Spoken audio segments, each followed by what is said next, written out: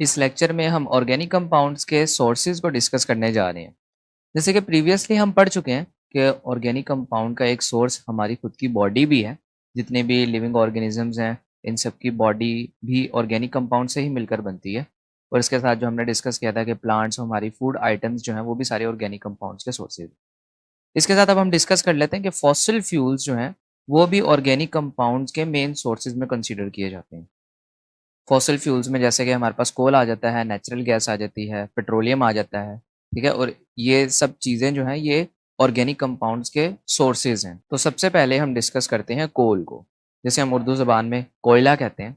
तो ये बनता किस तरह से है? जो dead remains of plants and animals होते हैं, जब वो ज़मीन के नीचे एक लंबे अरसे से दफन रहते हैं, तो उन पर केमिकल और बैक्टीरियल रिएक्शंस होते हैं, जिनके नतीजे में जो वो बकाया जात होते हैं वो कन्वर्ट हो जाते हैं किसमें? कोयले में। तो इस तरह से ज़मीन के नीचे कोयला बनता है। तो उसके प्रोसेस को हम इस तरह से देख सकते हैं, जैसे ये वुड है और इस वुड पर जब ये ज़मीन के नीचे बरिड रहती है तो उसके ऊपर बैक्टीरियल और केमिकल रिएक्शंस होते हैं और इसके नतीजे में ये वुड कन्वर्ट हो जाती है पीट के अंदर। और इस पीट को जब ज़मीन के नीचे बहुत ज़्यादा प्रेशर और टेम्परेचर मिलता है तो ये पीट कन्वर्ट हो जाती है लिग्नाइट में। देन लिग्नाइट हमारे पास फर्दर स्टेबल नहीं रहती और जब इसको हाई प्रेशर मिलता है तो ये आगे कन्वर्ट हो जाती है बिटुमिनस कोल के अंदर। तो यहाँ पर देखिए कोल की एक टाइप यहाँ हमारे पास बन चुकी है और इसको जब हम फर्दर ज़मीन के नीचे इसको और प्रेशर मिलता है तो ये एंथ्रासाइट कोल के अंदर कन्वर्ट हो जाती है, ठीक है। एंथ्रासाइट भी एक टाइप ऑफ कोल है और बिटुमिनस भी कोल की एक किस्म है। तो देखिए यहाँ तक तो ज़मीन के नीचे ये प्रोसेस होता है और इस तरह से कोल बन जाता है। लेकिन अब इससे ऑर्गेनिक कंपाउंड्स किस तरह से हम सिंथेसिस करते हैं उसके बारे में भी देखते हैं। तो मज़ीद हम इस कोल की कार्बनाइजेशन या डिस्ट्रक्टिव डिस्टिलेशन करते हैं। अब ये क्या होता है?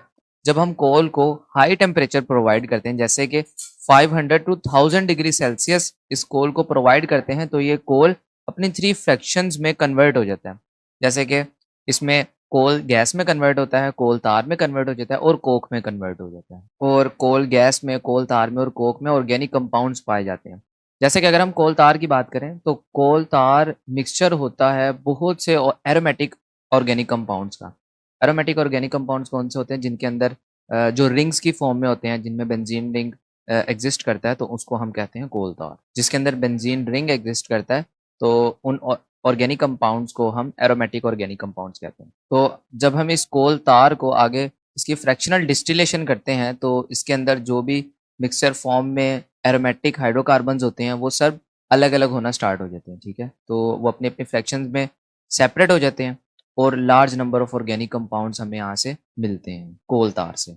तो इस तरह से कोल जो है वो हमारे पास एक ऑर्गेनिक कंपाउंड का इम्पोर्टेंट सोर्स कंसीडर किया जाता है। इसके बाद जो नेक्स्ट सोर्स अब हम डिस्कस करने जा रहे हैं वो है नेचुरल गैस।